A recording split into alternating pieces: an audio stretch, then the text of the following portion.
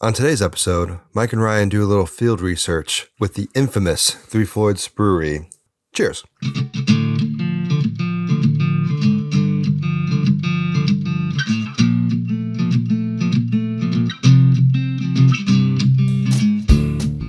Hi, and welcome to another episode of Brewthers-In-Law podcast, where beer is thicker than water.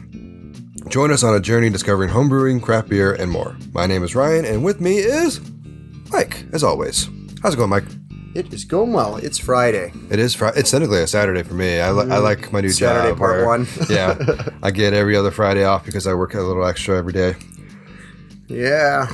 Well, good for you. I know, right? It usually involves me doing more housework around it. Like, I haven't done it yet, but I'm probably going to mow the yard. I was going to say. Yeah. When I came in, he was playing Gears of War. So. This is the first time. Hey, it's your day off. It's not your chore day. Exactly. Unless you want it to be. Yeah, I know. So, as we talked about at the intro, we're going to be trying out the very, very infamous and very, very good Floyds Brewery, in which for us here in Michigan, though it's in Indiana, it's never been Michigan until like just recently this year. And I was thinking to myself when we were thinking about our first sip for this, what other breweries that are like known, and whether across the country or even different regions, do we not have here and wish we could have? So, for example, and hopefully I'm not taking this away from you, Yuengling from Pennsylvania is not here in Michigan. It's like, I wish it was. And it's like something we make a point to get when we're in the area. Exactly. If I see it available to purchase, I'm going to purchase and bring it home. Yeah. Mike, what is one of those for you that's not in this area that you wish was? Okay. I'm gonna go big on this one. My initial impulse was to say Russian River, but that is the one that I already used when you said, like, what's one West Coast brewery that you really want to go to? True. So I'm gonna go way beyond that, and I'm gonna say that I would love if we could get the beers from like the Westphaletteren Monastery or Westphaletteren Abbey in Belgium. They're like they are, infamously, they never export. There's like you just have to go there to get their beers. And I've always wanted to try because a lot of people, like Belgian lovers, a lot of them consider the Westphaletteren 12 like the best beer in the history of beer. Mm-hmm. And I've always wanted to try it. And if we could get it in Michigan, then I could. How about you? Well, you kind of took mine, actually. Mine wasn't actually a brewery. It's a style. So we did the episode on Belgium singles. Yeah.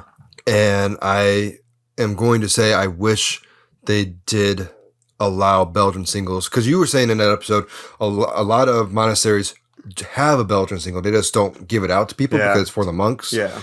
I wish they would let us try it. That's fair though, because I've heard that like at some of the places you can like get it at the like on site or like across the street. And that's a long way for us to go for a beer. I mean, I like a good beer, but that's a long beer run. It's a long way, yeah. That's funny actually. We both kind of went to Belgium with it because like my first 5 thoughts were all in the US. But I was gonna say I do love Yuengling, and I think it's really good. I wish it came here. The other one, they just kind of recently, in the last few years, started doing it is original Coors, like actual Coors. Yeah, Coors Banquet. They recently started bringing it and distributing it outside the Colorado Rocky area.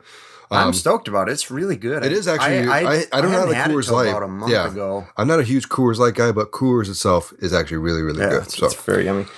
Yeah, that's actually, so your point is very interesting because I would love, I would just love if we could get whatever we wanted, but like just British beer in general too is one where it's like, your choices are very limited outside of Britain. So if you could get like Fuller's full selection of beers or something like that, or, and just like fresh examples that haven't been just like sitting on the import shelf collecting dust. Yes. Like that'd be great.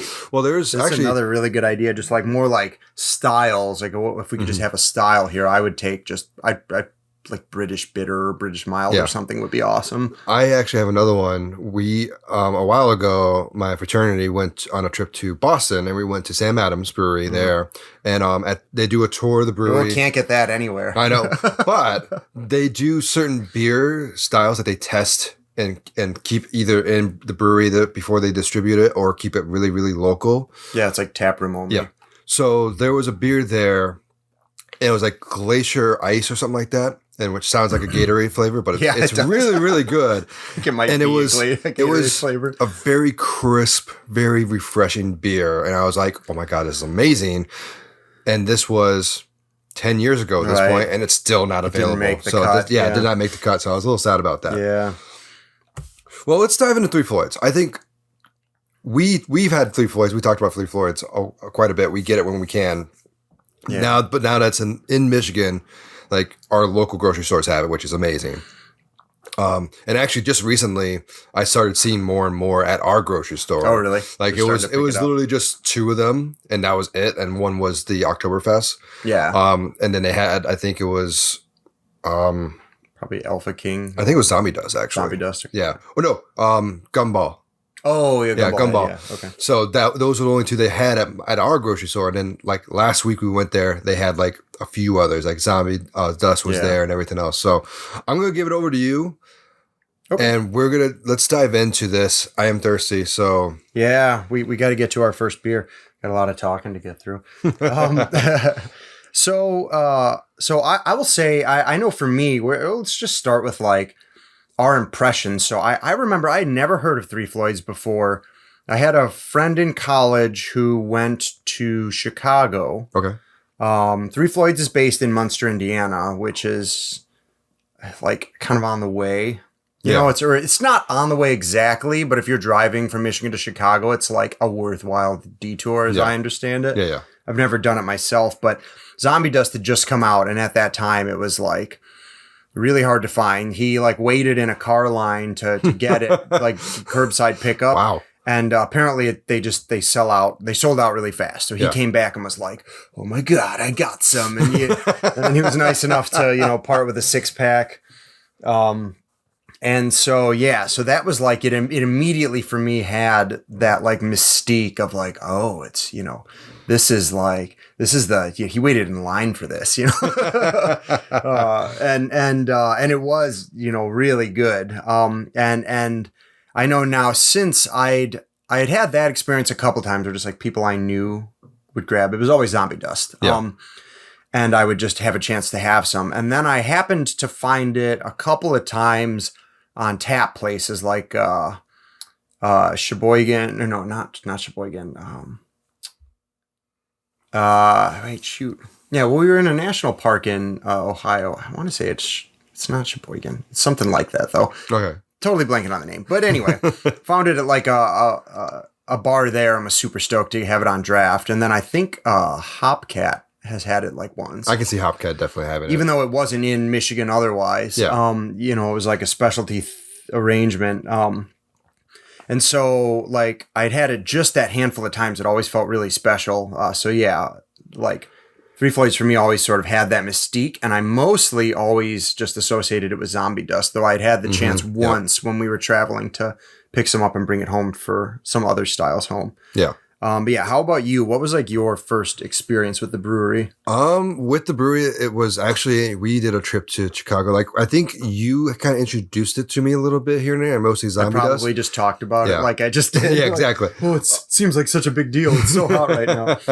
But we were in Chicago for this a random kind of vacation thing, a quick vacation weekend, and we went to a store and I saw it there, and I was like, oh look, and I'm like, oh, there's so many more that they do. Yeah. And like the first thing that really catches my eye and we'll probably talk about this, is the design of the 6-pack and designs of the bottles. So I won't take your thunder from that, but like they're really cool. They really catch your eye. Yes. Yeah. And like I'm like, okay, I gotta get some of this and just bring it home. That's kind of like what we do with the Yingling. We're like, okay, let's grab a couple 6-packs and let's go. Yeah. I wish I could try it on tap though, because the rumor and the legend is, I guess, is like on tap is better than bottle and cans because it just feels a little fresher. Yeah. So I feel like there's like the experience too, Yeah. of ordering something on tap. I feel like there's something there. Mm-hmm. Yeah. All right. Cool. So I'm glad that I was able to introduce them to you. So now we could both be stoked the first time we like walked in and saw them at a store in Michigan. I stopped and like called Haley and was like, "Oh my God, they have zombie dust here." With that said, we've kind of talked about some of like the mystique. I'm about to just do like a kind of a brief explanation of sort of the history of the brewery and kind of what they're like. Yeah. But first, just to kind of overview the episode, since in these episodes it can tend to take a little while to get through this intro bit, we'll talk about the brewery, and then we are going to try one beer, their Christmas porter, and then we're going to take a break. And then we're going to try 3 more of their beers. Mm-hmm. And I've really wanted to hone in on their pale ales, and we'll talk about why later, but they have a strikingly large selection of pale ales, and both their flagship and one of their most infamous beers, Zombie Dust, are pale ales. Yeah. And so, and not India, not an actual not IPA. an IPA, yeah. just a pale ale or an American pale ale. Yep. Yeah. So I find that really fascinating that they've really honed in on that style, despite it not being like super in the zeitgeist at the moment. Yeah. And we'll talk about that later. But so that's the overview. Let's get into the history. So Let's Three Floyds opened in 1996 in Munster, Indiana. The quote from the website is, "Armed with only a few $100s, a 5-barrel Frankenstein wok burner fried brew kettle, repurposed open Swiss cheese fermenters called Hammond Squares, and an old Canfield's cola tank, quote, it's not normal, end quote, ales and lagers were born." So, you know. That, honestly, I believe that's 100% true. Like, nothing doubts me on that. Yeah, the classic microbrew, like started in the garage kind of feel. So their flagship beer is Alpha King Pale Ale. That is, I believe, has always been their flagship beer from, right through to present day, which is interesting because, like, I know Stone Pale Ale was like, I believe, Stone's flagship beer, and they like retired it for a while. But they have consistently produced Alpha King, to my knowledge. They didn't open their brew pub in Munster until 2005. Okay. So that's kind of the beginning of their career. About 9 years of, I presumably distributing. Then they finally opened what became kind of a famous destination brew pub. Nice. So the slogan, "It's not normal," the description here I found, this credit to vinepair.com, which is like a news and culture website. It says, "Extreme without breaking the rules of the German beer law, which says beer can only be made with 4 standard ingredients." Yeah. Now, I would note this isn't actually true of all their beers anymore, but that is sort of, for them, I just think it's interesting because "it's not normal" makes me think of something like Oddside. Yeah. But like Oddside ales, they are explicitly about these like wildly themed beers, which often have like tons of adjuncts in them, like the Mayan Mocha Stout that has like, it's like chocolate, coffee, peppers, all kinds of crazy stuff. Yeah. So that's where the odd in Oddside comes from. There, "It's not normal" is more like they're using standard practices to really push styles and stuff. Yeah, or push the limits push on what them. beer Yeah. can be, I guess. Yeah. That's how they see it. So it probably also refers to the brewery's distinctive heavy metal and comic book kind of art aesthetic that they have going That on. they definitely do. And so I know you made mention to that earlier. What, just out of curiosity, if someone wants to do a Google image search, what is your like favorite like box art or bottle art? Lich King. Floyds? The Lich King, for sure. The Zombie Dust? Yes. Okay, yeah. That one is, it's really cool. I also am a big fan of the Alpha King. Yeah. Again, those are sort of their classics. But if you go on their website, they work with a variety of different artists for both their can and bottle and then the packaging design. Mm-hmm. And to their credit, they're really forward about crediting those artists. It's like the name of the beer, the IBUs and the ABV, then the artist name, and then a description of the beer on the website. Wow, like they really put them front and center. And that's good though. It's really good to see. I mean, because we talked about that with Terrapin, where like they do some crazy like psychedelic looking, and they make sure to kind of credit the art or the designers for that as well. Yeah, and it's I always find that neat. I think it's a really cool like sort of mode of creativity for artists too, because there's always new beers, so it's like a fount of like a constant need for new art. Just really neat. And they just have, like you said, they such a like a shelf presence where you stop and go, oh yeah. It's like when you go to a library and you see like a cover of a book, it's just like, wait, Yeah. I'm intrigued enough. Right. Yeah, exactly. And so sort of in keeping with that, they apparently like will play like metal music in they played metal music in the brew house. Of course. They actually in 2010 teamed up with heavy metal band Pelican to brew a doppelbock called The Creeper for the band's 10th anniversary.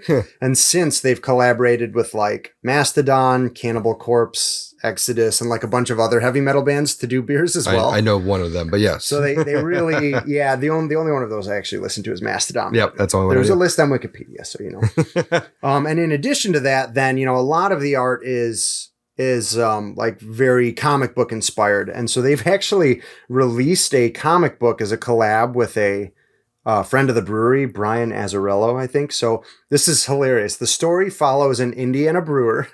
Of course. Who transforms into Alpha King in an alternate reality and takes on a villain by the name of Rice King. And the whole overtone, like, do you get it? It's like basically, fighting big beer. Yes. Particularly big beer that tends to use a lot of rice in their beers. Yes. Well, I mean, that makes sense. It's a really sense. hilarious little thing. When did that come out? I didn't write it. Because I do remember the big ones like Budweiser and Miller kind of going after the small breweries. Yeah. Saying like, oh yeah, no, you guys use weird things, but we're still like we're the best. We're beer flavored beer. Yeah. Yeah.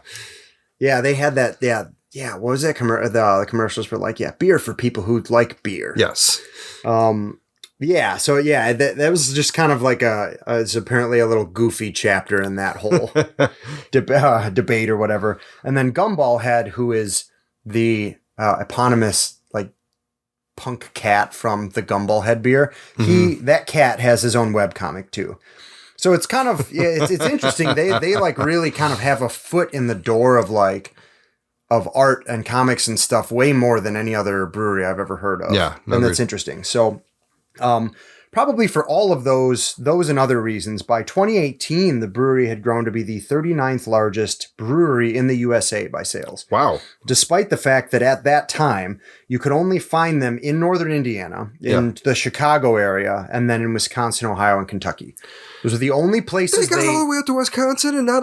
I know. It's BS. They had us surrounded, but you couldn't get it in Michigan. But yeah, I find that really fascinating that like they had, despite being so regional, they had like 39th largest brewery is like, that's especially, pretty, I mean, considering that's a lot of sales. How many breweries are out there and how big a lot of them are, like it's insane for just a regional brewery. Yeah. And so they, again, that was largely in part to them kind of being distinguished as like a pilgrimage destination. Yeah. They have a Russian Imperial Stout called Dark Lord that has its own associated festival, apparently, called Dark Lord Day. And that is apparently something that'll attract people from all over the world. So they really cultivated this sense of kind of just being, just sort of being a pilgrimage destination for beer lovers, particularly with Dark Lord and with Zombie Dust.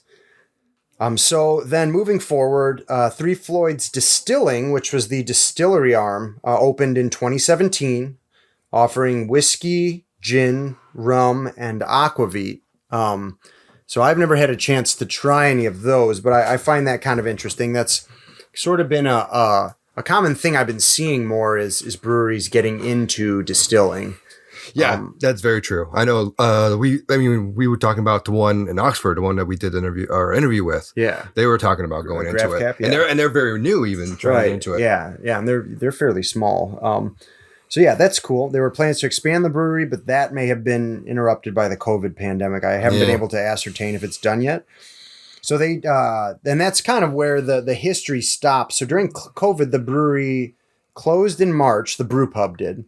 And then they decided not to reopen in May, even when restaurants were allowed to reopen in Indiana due to concern for their staff and patrons. So as of December 1st, 2020, they made the decision to close the brew pub permanently. Though it still offers curbside pickup, and they even still offer some pickup-only beers, like ones they don't distribute. You can get at the... Oh, nice. I think probably in growlers and stuff. Yeah. I don't know, but... Yeah, Dragon Meat was doing something similar to that, where you had to call ahead, but you can come in and with a growler, or they weren't taking, you had to buy the new growler every single time, but like they fill your growler for you. and then you just pick it up and go. That really helped us get through. That really did. But yeah, and now we have a ton of growlers. So, it's a shame, you always hate to see that COVID hit a sort of national landmark like that, but seemingly as a consequence of it, they have recently expanded their distribution, and I don't know how widely. All I know is we can get them in Michigan. I'm stoked for that. We're pretty happy about it. So with that in mind, that's kind of what they're about. I think if you're cool with it, let's just open a beer because I'm pretty thirsty. I would say we ate lunch. We've kind of showered them with praise a lot. Let's see if they can back it up. So I've got here sort of a special seasonal beer. Should be perfect for release time. I think this releases right after Christmas, and we have got the Alpha Claus Christmas Porter. All right, so this beer is 7.3%, 67 IBU, which is pretty high. That is pretty high. The artist is Simon Bisley or Simon Biley, Bisley. Okay. So since they make a point to credit their artists, I'm going to do the same. And we see basically the Alpha King half transformed into Santa, but mostly still a zombie man. I'm about to say he looks kind of like something from what was they? Krampus or whatever it was. They did the horror Krampus, Christmas movie, exactly whatever it was. What this looks like, you're right. So the description while you take a sip says, Alpha King's festive cousin, a big American Christmas porter brewed with English chocolate malt, Mexican sugar, and of course tons of strange American hops. I can what hops are in this? Does not say. Because I do definitely get interesting. Like a very hoppy, like a very American hoppiness to it. Yeah, I have never had a porter this hoppy before. It's very different. I like it though, so I cannot complain. Yeah, wow. Yeah, it's weird. It almost defies your expectations. Like the porter malt flavor is still there as like a backbone, but it is very much. I don't know what would the IBUs super again? Christmassy. 67. That's higher than Two Hearted. Yeah. So it's like really hoppy beer. And Two Hearted is pretty hoppy. So this almost to me is like verging on like a black IPA or something. Yeah, honestly, I agree. 100% agree. Because it's very dark. It's got that like deep kind of off black flavor. I'm staring into the eyes of Satan on this one. This is how dark it is. Staring into the eyes of Alpha Claus. Yes.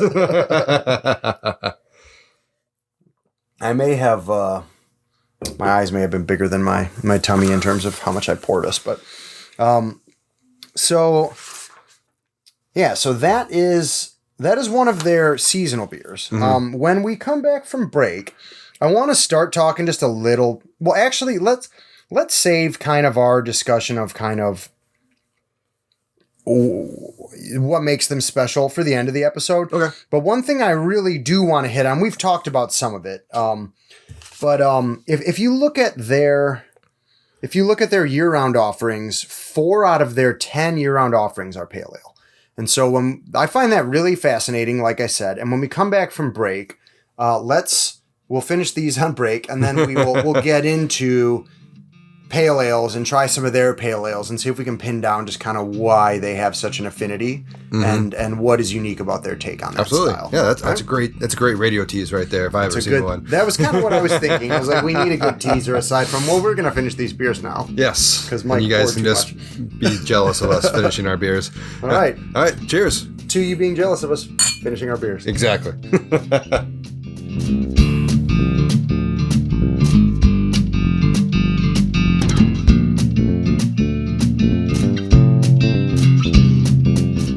One heist, 6 plots for betrayal. When Raya Cautela cons 5 other thieves into helping her steal a magical artifact from the most powerful man in the world, she knows she's playing with fire. What she doesn't know is that the rest of her crew is just as underhanded as she is, and they all have plans of their own. M.J. Kuhn's Among Thieves, a fantasy heist novel full of twists, turns, and betrayal, available beginning September 7th wherever books are sold. Visit mjkuhn.com for more details.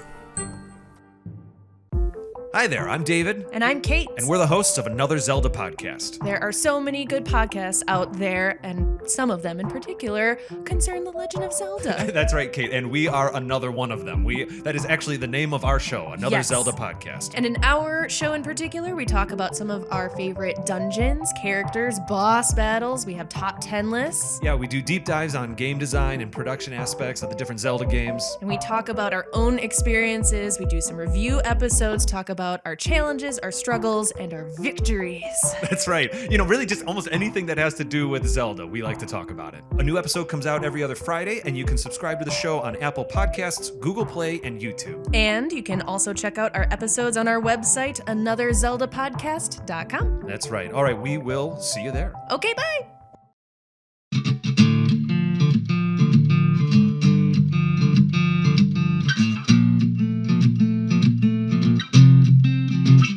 Okay, and we are back. Let's get into talking about pale ale. So, as I said, Three Floyds focuses a lot on hoppy beers. So, if you look at their 10 yearly, year-round releases based on Wikipedia, 8 out of the 10 are either IPAs or pale ales. 8 out of the 10? Wow. 8 out of the 10. And then there's one wheat that's Gumball Head, and then the Robert the Bruce Scottish Oh, I ale. forgot they do that one too. Yeah, that one was good. And so, but, obviously they have a focus on hops, but I think that the pale ale thing is really fascinating because it's just not a style you see a lot now. In this day and age, it's not super in vogue as much as what would you say the biggest hoppy styles right now? The biggest hoppy style? Hoppy styles, yeah. I'd probably say just IPAs in general. You got New England IPAs are coming in hot. You got Imperial IPAs, double IPAs, triple. We see rice too, and sessions. Sessions are starting to get a little more popular. That's actually interesting. I wouldn't have said Imperial IPA, but I think you're right.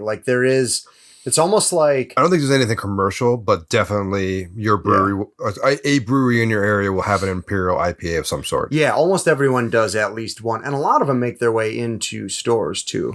Because it's almost like that's what I think is so interesting about pale ale is it's like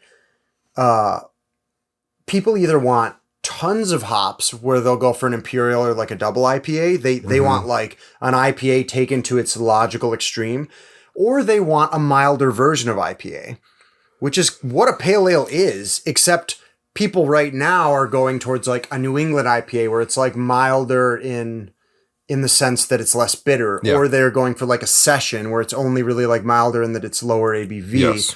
The pale ale's kind of been left behind. And it's funny because I've known of pale ales because you got Sierra Nevada does their pale ale, which is a very common, the most famous, the most famous that you can get nationwide. Yeah. If you're curious what a pale ale is like, try that one. Yeah, that's definitely the your most go-to for down the center example of one, probably. Yes. So what has been your past experience with pale ale? Do you have a favorite? Is it a style you drink a lot? It's not something I drink a lot. As stated, I probably would go for Sierra Nevada. It probably was a stepping stone to an IPA. That makes sense. Which makes sense, yeah. As you were saying, it's kind of less intense about the hoppiness and everything. Yeah. Because there was a point in time, as bad as it sounds and weird as it sounds, I drank as much as I hate it now, Miller Lite, Labatt Light, Corona, and Mick Ultra. I grew up in a family that's what we drank. I definitely started there too. Yeah, but I think a lot of people did. I think I moved into Guinness, and then I moved into a pale ale, Killian's as well, which is more of an amber, and then I started more experimenting with other beers. Right. Yeah. Well, and you're right. It's interesting. You kind of just described that sort of branching out thing that a lot of beer drinkers go through, and usually you just start trying a bunch of stuff. And I know for me, I bought a couple of IPAs not knowing what they were and just being I remember specifically Magic Hat number 9, which might be I think it's pale ale actually. But I just hated it.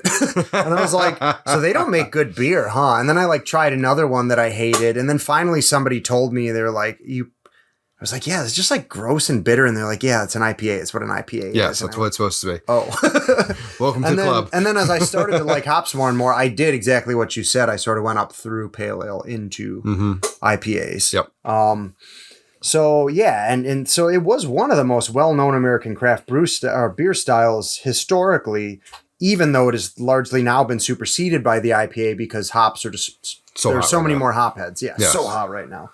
But so if we get into the stats a little bit, we're talking 4.5 to 6.2% alcohol. All right. So middle sort of, it kind of ranges from not super low, but like they can be sessionable up to about 6%. Yeah.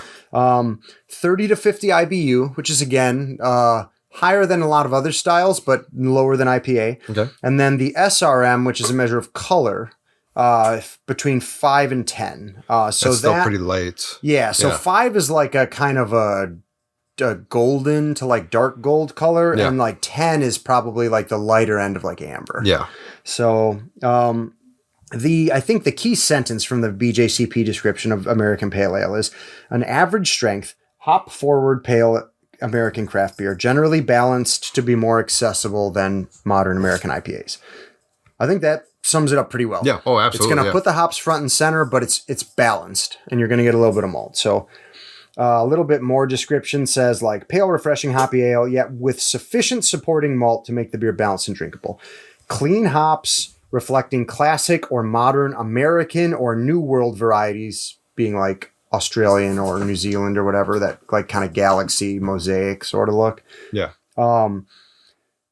And then low to moderate malt character supporting the hops, and it can show a small amount of malt character. So yeah, my take is that this is kind of defined by its restraint and its like Goldilocks zoneness. That's what I really love. I was about to say about pale ale. that's definitely like that. It's like What is it, the baby beer or whatever, where it's not too too hard, not Goldilocks. too soft. Meanwhile, the cat is on the fritz. Yep. If you hear a jingle, that is my cat running across. So basically, if a pale ale strays too far in any direction, it becomes something else. If it gets too bitter and too high ABV, it becomes an IPA. Yep. If it is really hop focused but low ABV, then it's like a session IPA. Yep. If it is too malty, it becomes an amber ale. Yep. And I would say actually there's probably some overlap between pale ale and amber ale. I bet you there is, yeah. Because ambers can get pretty hoppy and pales can verge into being malty. Yeah. So, and then with respect to, again, like to a New England IPA, it's going to be lower ABV. It's going to have a cleaner yeast character, clarity instead of cloudiness. And then it's going to be lighter and more bitter. Whereas the New England IPA, you're prioritizing like max flavor with like no bitterness most of the time. So Sierra Nevada Pale is like kind of the archetype example.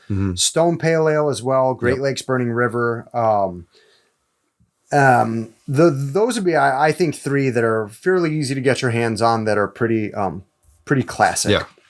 So that kind of, was there anything you wanted to add about just sort of describing pale ale, or do you think it does a pretty good job? I think you probably hit every nail properly there. I mean, I think you're absolutely right with like it's like that Venn diagram thing where like the pale ale is like slightly mixed in with all these other beers, and like they kind of mix together. So like you see like a little bit of the IPA come in, that little bit of a amber come in, like it's just, and then when you see all the extra crosses, like you see more and more expanding on beers and different flavors and profiles. And I think it's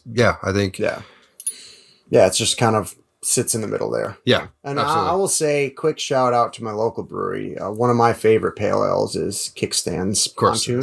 That's one of the things that Kickstand's Pontoon Pale Ale, the thing I love about it is that my like hophead switch turns off hard in the summer, except for pale ale. Like to me, pale ale is not so hoppy that I don't want it on like a nice day. And Pontoon really, like the name implies, it's a perfect beach beer. It's a perfect boat beer. Boat beer, yeah.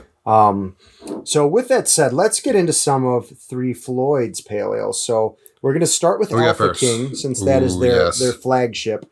Ryan, because I got a kick out of you describing the other one, we're going to do one sentence description of the bottle here.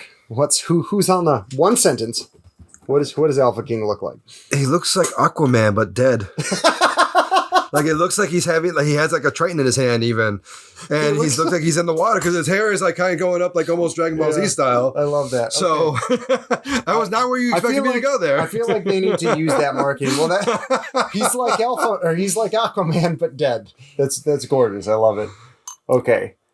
So this is kind of pouring. What would you say?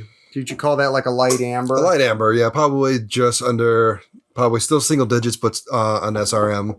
Yeah. But still a little darker. Fairly clear. Yeah. They're not crystal clear. Yeah, it's pretty clear, honestly. Ooh. So I actually smell quite a bit of malt. Oh yeah, definitely do. So while you're taking your sip, so this is an American Pale Ale. Cheekily, it's 6.66% ABV. Aquaman is Satan as well. Disappointingly, 68 IBU. You think they could have shaved off 2 IBU there. I know, right? And the artist is Phineas X. Jones. So great job, Phineas, on your Aquaman but dead. So this one does list the hops. The hops in this are Centennial, Cascade, and Warrior. I believe all of that, actually. So let's get your impression, and I'll read their explanation of it after we've had a chance to give ours. You definitely get the hoppiness for sure, and like especially with those American Hop Centennial and everything, it has that kind of piney. Yeah, but I got like will a nice say flowery thing too. Yeah, but with the malts that are in there, I feel like it does balance. It kind of brings it back to that pale ale feel where it's not super hoppy feel. Yeah, you just kind of. I think the one thing I would say that's very similar to IPAs, especially with these hops, is that you get that lingering feeling of hops and like that pininess in the back of your throat. It sticks with you. Yeah, exactly.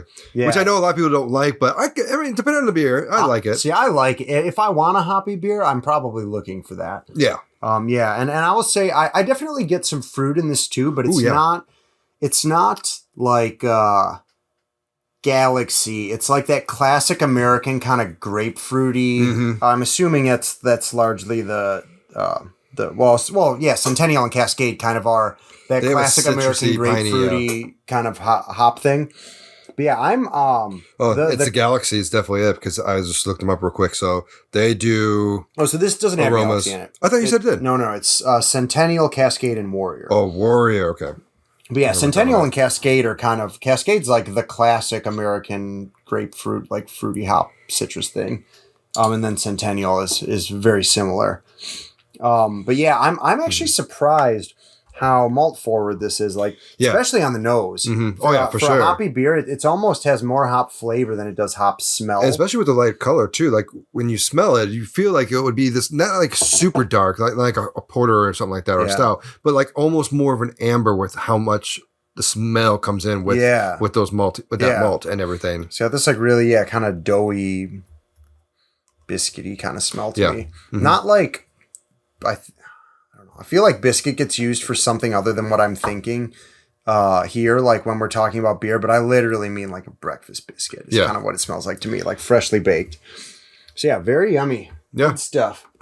All right, anything more to say? Well, here, look. This is what they say. A bold yet balanced American Pale Ale with slight caramel sweetness and aggressive citrus hoppiness. This is our flagship beer. Yep. I feel like they pretty the description as advertised. And I did look up the Warrior. The Warrior is citrus and spice, so it's probably adding more on top of the Cascade and the Centennial as well. Yeah. Okay, so next we've got the man himself, Zombie Dust.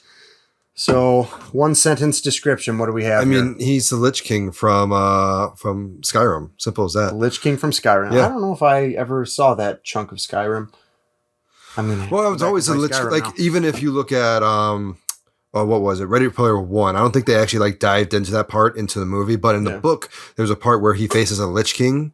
I think it's like the first part of the book, and like the way they describe it is like an undead. Yeah. Wearing a crown and wearing the cape and like. So if we can nerd out for a second, I'm going to have to send you this video. I might have sent it to you already, but there's this theory based on the like Zelda Breath of the Wild 2 trailers that that like Ganondorf may be coming back as a lich. Ooh. Just based on like his art design, because he's kind of, you can see the vibe looking at the zombie with the wings, the bat wings on it. Yeah. So we've got so far. Just to review, we have Like Aquaman But Dead and The Lich King from Skyrim. Hey, don't forget Zombie Santa Claus. Oh, and Zombie Santa Claus. Krampus. Yeah. Krampus. Okay, so why don't you start with? I would say slightly lighter in color. I feel just a little bit. It's more of like a dark gold than an amber. Yeah. Clear. Mm-hmm. Oh boy. So while you're taking your sip, we'll do this again. So go for it. This is just called a pale ale, not an American pale ale. I don't know why they make that distinction, but 6.5% ABV, 62 IBU. Artist Tim Seeley. Great job, Tim. Yeah. You've birthed an icon. Yes, you did. All right. So what are your impressions on tasting? I would almost like, and I think I going into a little bit of what I've done before, I always thought this was an IPA, drinking it without really looking at it. Yeah. And it does have that, because the maltiness is not there as much, which you can tell with the color being lighter. Do we know what hops at all or no? Citra, period. Of course it is. Yes. Just Citra. Yes. So that's a really interesting thing about this beer, and actually about famous beers, because Two Hearted famously is only Centennial. Yeah. This is only Citra. And this is the beer that caused me to rethink my idea that Citra was kind of a one-dimensional hop, because it's really fruity and citrusy. Imagine Obviously, that, yes. but there is a lot of complexity to the flavor. Yeah. And I noticed that on the can it says it's an undead pale ale. An undead pale ale. Oh, excuse me. Yeah, okay. That's why it's not American. It's not a pale ale. It's undead. Yeah, you're right.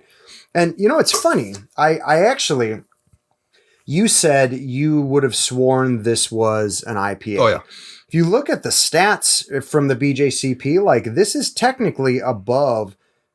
So what I read was in general, a lot of pale ales are 30 to 50 IBU, and that the pale ale category tops out at about 6.2%.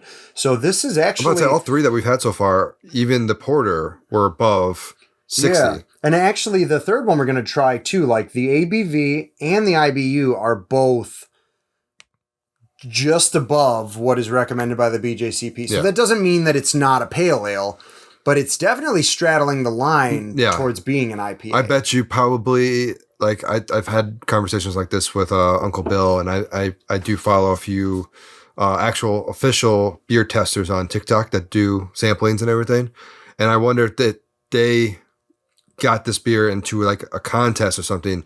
Would it be considered a pale ale? Would it be considered an IPA? Or would it be considered like a hybrid of some sort even? Yeah. Because it doesn't quite match either one of those guidelines. So they might qualify it, because I think Uncle Bill said the same thing with my IPA that I made, because I put the extra ingredient in there, the fifth ingredient, and then so it technically wouldn't be an IPA anymore at that point, because it has the extra ingredient to be considered a hybrid. Now, granted, that was years ago. It's interesting though, because if you didn't tell them, it's not obvious that you added it. It just kind of enhances the hop flavor. So you probably could just submit it as an IPA. I bet you with those being professional beer testers, they probably would be like, no, there's something else in here. Perhaps, but yeah.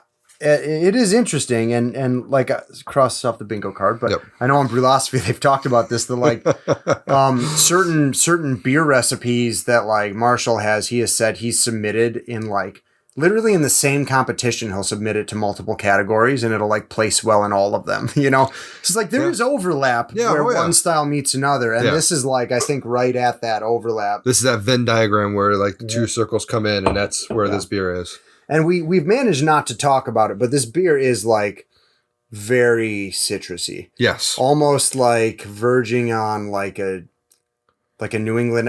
It almost has that kind of juicy New England IPA character, except that it has the bitterness. Yes.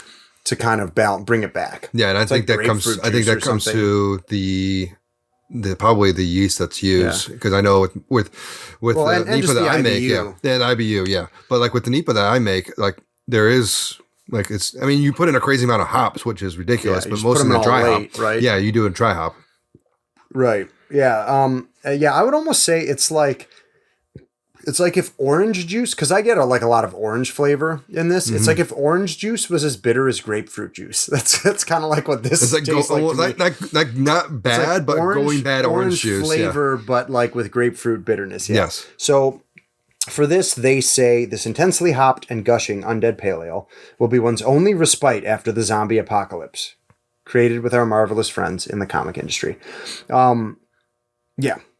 I think gushing is a pretty key term, for sure, because it is just it's juicy, in but comparison to the other one. this is complex, but I get predominantly really citrusy hop flavor. Whereas the other one, we said floral and pine before either of us said anything about fruit flavor. Yeah.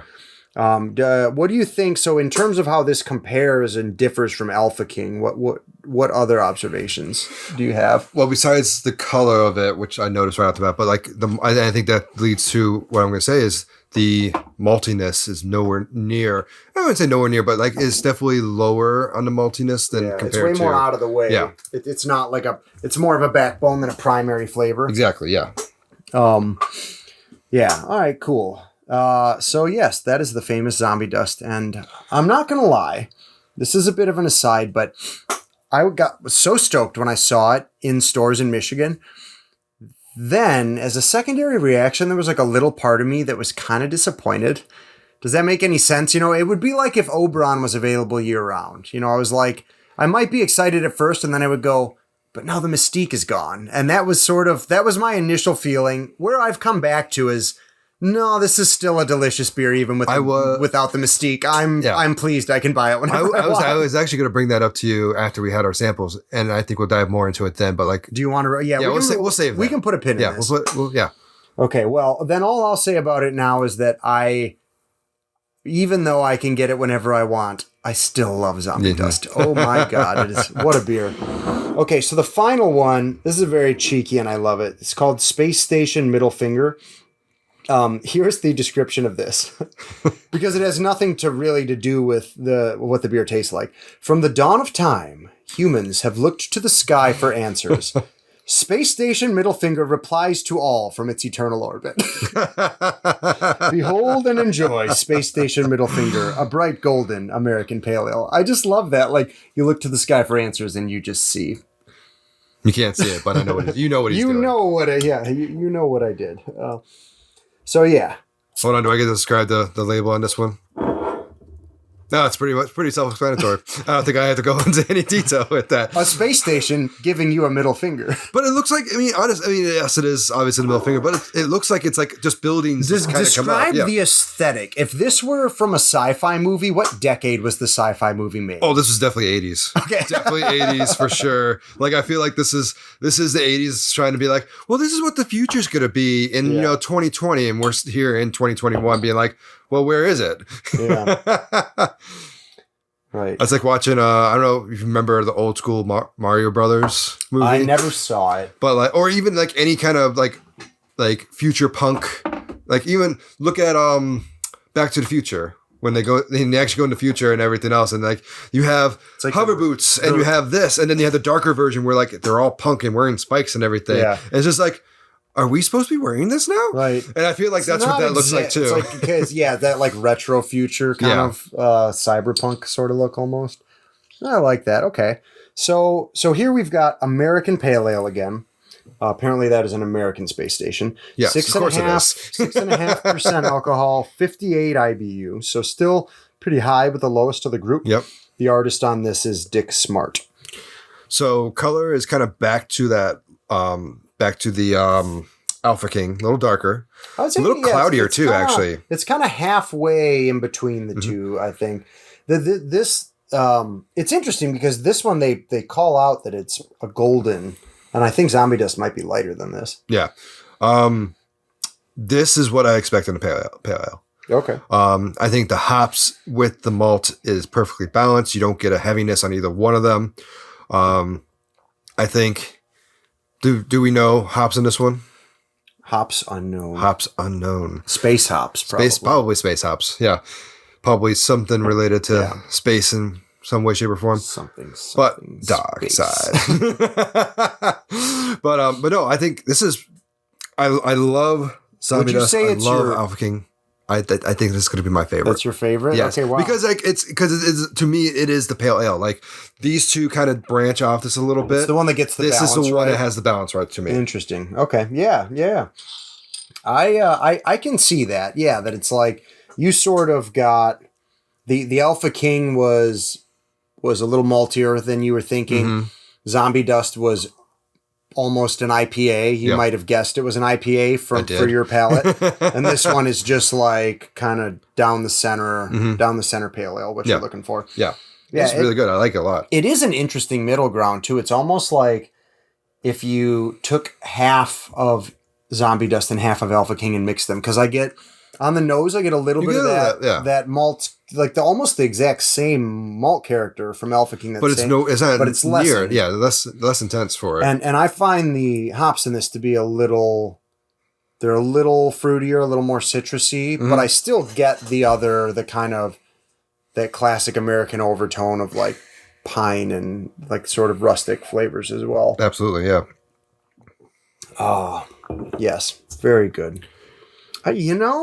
Depending on my mood, I could see what you mean that this might be like If I'm looking for a could see pale what- ale, this is what I'm going to gravitate to. if I was a judge and I was judging all of these, not on how good they were, but on which one was the most pale ale-y, this one wins. Yes, exactly. Based on my mood, I would pick probably this or Zombie Dust. Yeah. Just based on my personal preference. Even though I like my IPAs to have a little bit of malt to them often. Yeah, I just, for whatever reason, yeah. Out of these three, those would probably be my two favorites. Yeah. And then, of course, you got Krampus, which I think honestly, I think Krampus is going to be a very, like, they're going to be very kind of clumped together, but I would say Krampus is number 2 for me. Really? And then I would think both Alpha King and Zombie Dust are like right there with it as well. Yeah. But yeah, and I think it's just because of what I'm looking for in the style. Like I absolutely love Zombie Dust. It's a great beer. I think it's more IPA than it is pale ale, but like it's still a great beer. But if I'm looking for pale ale, I'm going to probably go for this one instead. Interesting. Yeah. All right. Well, okay. So let's do a little roundup here. So overall, now had you had I obviously it's different when you're doing a focused tasting. Had you had most of these beers before already? I have only had Zombie Dust of these beers. Okay, so the rest were new. Okay, so bottom line, not to set you up to like, for a shots fired situation, but do you think that have they earned their reputation based on the beers that we tried today? Absolutely. I think they pushed the bound. Like they're still doing very standard beer, 4 ingredients, nothing extra added really to it. And they're still pushing the limits of their styles. Like, yes, I think both Zombie Dust and Alpha King are both still pale ales, but they push that limit to different styles as well. Yeah, I think you're right. Yeah, that's an interesting way to look at it, because we, it kind of harkens back to how we discussed Stone when we said what makes Stone special. Part of it was being like really unapologetically in your face about their hoppiness in particular, because we were looking at their IPAs, to the point where like if I was grabbing an IPA for someone that loved classic IPA, I would grab them Stone IPA absolutely, because it is not a gateway. It's for IPA lovers, and it's a really good example if you're an IPA lover. Whereas like something like Two Hearted can be a gateway IPA for people because it's just a little bit. It's a middle ground. It's a little more approachable. Yeah, it's not an IPA, but it's not aggressively in your face. Yeah, IPA. it's not aggressive, not in your face. And I would say, maybe that's kind of the thing. Their take on the pale ale is like they push it to its very limit. What could be a pale ale, and even with the porter, like adding all that hop into a porter, it's a very different take onto a porter. Yeah, it's a bold and still not changing the build of having an extra ingredient to it. Like I think it's very unique and very different. I think I think it's awesome. You're right that the porter was like that hit a particular, because I said it's kind of like a black IPA, but it's not exactly like a black IPA. Because you still get a lot of, like, a black IPA has some maltiness to it, but it's less than that. Yeah, a lot less. It was just a very unique beer. Yes. Like it sat on the dartboard of, whatever, like the n-dimensional, dartboard of like different beer flavors. It occupied a spot that I don't know that I've ever had another beer quite like it. Not even close. And I think that is to more or less extent true of their pale ales, but I definitely think they at least were all distinct from each other. And maybe that's kind of part of why they like the pale ale so much, is it's sort of between that and their IPA. It's like, if you like hops, there's something for everyone. There's Yeah, like a huge exactly. range of, we can't comment on whether their IPAs are similarly varied, but But if you like hops, this is where you want to be. it's like one of these beers is your beer. Yeah, you just have to you have to figure it out. Okay, so then, I mean, do we have anything more to say about this? So like that I think you summed up really well what makes them special, their ability to kind of find uniqueness within standard ingredients and to kind of push the boundaries of what a style can be, and whether it's a porter or a pale ale. So in particular, why do you think, first of all, given that they love hops so much, why do they focus on pale ale rather than IPA? And how do they manage to be so popular within a style that isn't super popular? I think it's a marketing ploy in which like everyone, like you're sitting there and you're just like, okay, everyone's doing IPAs. IPAs are so hot right now. Like you got to fight against everyone else making these IPAs that are like adding that fifth ingredient or using some weird hop combination or adding malts they usually don't work together. Like what can we do to kind of stick out a little bit? And I think someone has said, let's just say we're doing pale ales. They are technically pale ales, but like we're going to push that limit to almost be an IPA or almost be an amber with a little extra maltiness.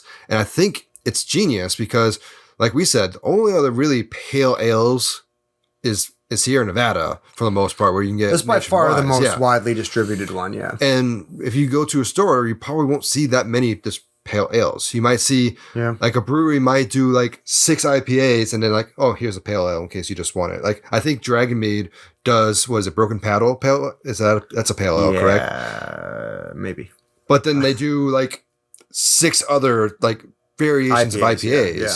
So I think it's just something that's different that sticks out to people. Yeah. And people be like, pale ale, is that similar to IPA? Or like what's a pale ale? And they try it and they're like, oh my God, it's amazing. Yeah, that's an interesting thought. I wonder too if it's like kind of a historical footnote where like if Alpha King was their flagship from the beginning, then that's like since the mid 90s. Mm-hmm. And I don't know when they released Zombie Dust, but perhaps it's just that like at the time, IPAs weren't so big, so these beers were just about as hoppy as it got, and now people just still like them because they're just good beers, even though there are like hoppier beers out there. Yeah. The other thing I noticed too is that like a double IPA for me, it's not often something I'm in the mood for. Even if I really want something hoppy, double IPA is just so intense. It's like It's a battering ram of flavor because the high ABV means it's really malty because you got to balance the hops out, and then it's really hoppy and it's just like it just wallops you with flavor. And these are very hoppy, but not so overwhelming. And even the malty one was not the same amount of just intense malt flavor that I kind of counterintuitively I get from double IPA. I get this intense maltiness followed by this intense hoppiness. And I feel like they kind of, in a different way from New England IPA, managed to be really hoppy without being really like way IPA. Yeah. No, agreed. And I think that's the balance of the malt with it as well. Like with the Alpha King, like the maltiness that comes in there does balance it out. And even with Space Station Middle Finger, like it definitely is a nice balance between the two with malt and hops. I think it's perfectly done. Nothing that hits you too much in the face with anything there. Right. Okay, so final sort of take back question. Is there anything from this tasting that you are going to kind of take back as wisdom for your future brews, or did trying these inspire you to possibly make anything? Kind of how is this going to how is this tasting ingredient? How is this field research going to feed into your brewing? I think it is about testing new things and trying new things and knowing that you can actually do that without adding in a fifth ingredient, which is usually what I go for to try and have something stick out. So like I do probably 2 beers on a regular basis now that are true beers without the fifth ingredient. That is the Nipa I do, and then a porter I do as well.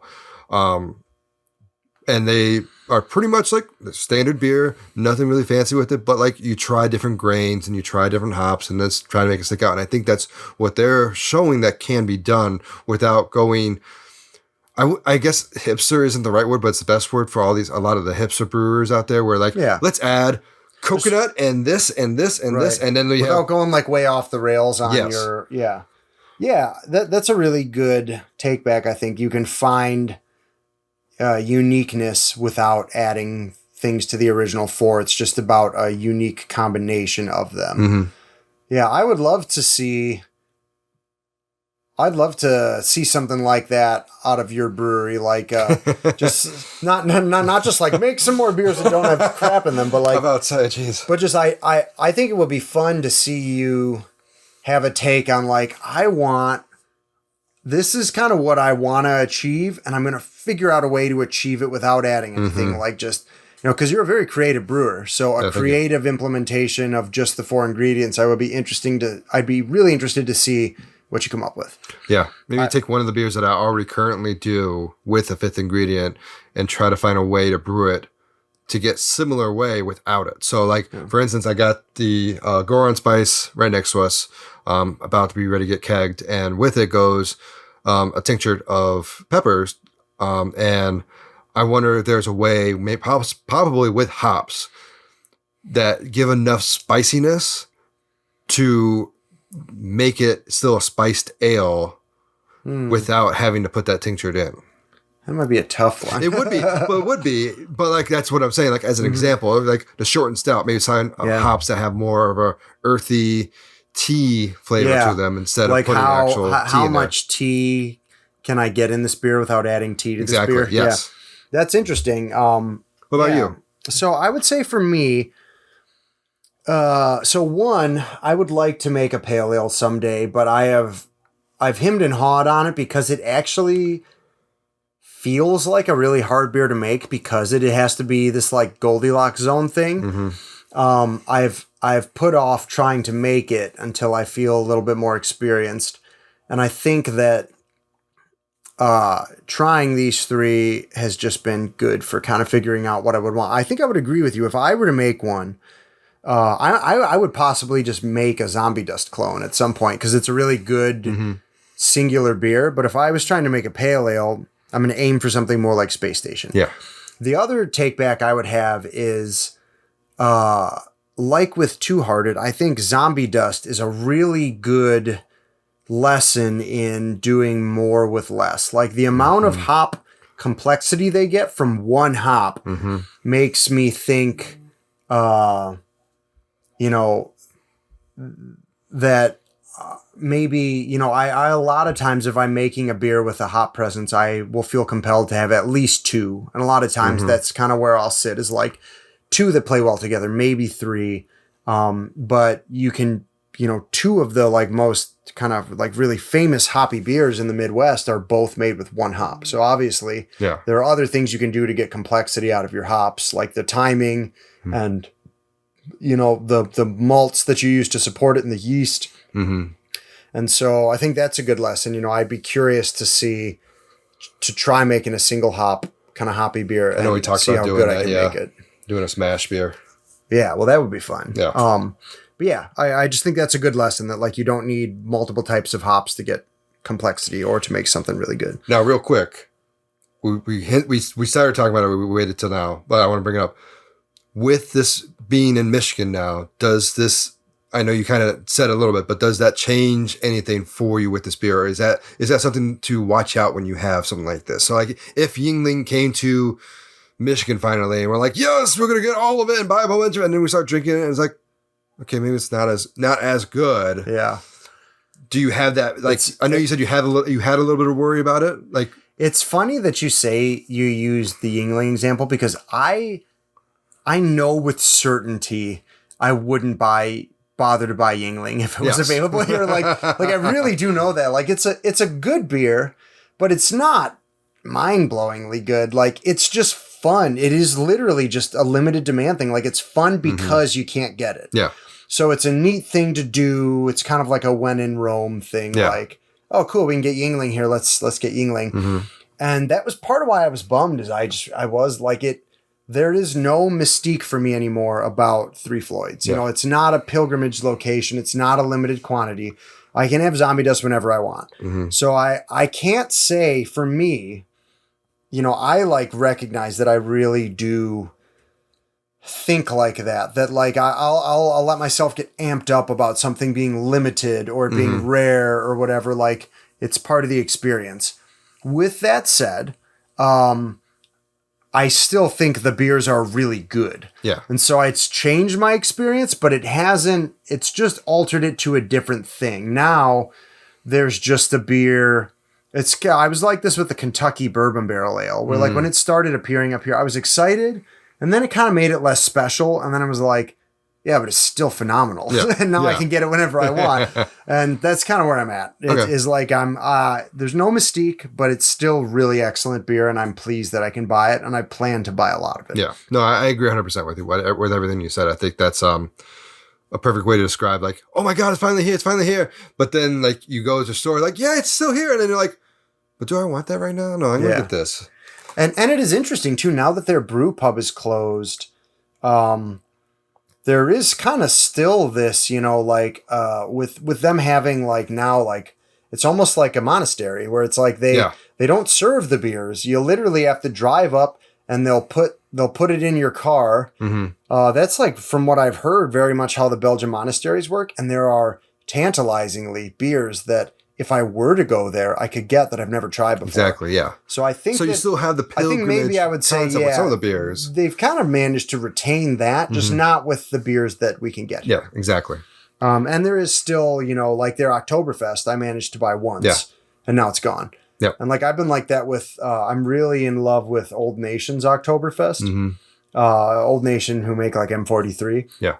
And because an Oktoberfest is a limited thing, every time we go to Meyer, I'm like, oh God, we better get some more because it could be gone soon. Yes. And so like Three Floyds was like that. I got their Oktoberfest exactly once and then never saw it again. So there is still that with their limited releases too, even when they are like, for all you might, you could ask me to go get you some Alpha Claws at the store I found it at, and it could be gone. It could be. And so there's still that. Yeah, that's true. So I think they've struck a good balance. Yeah.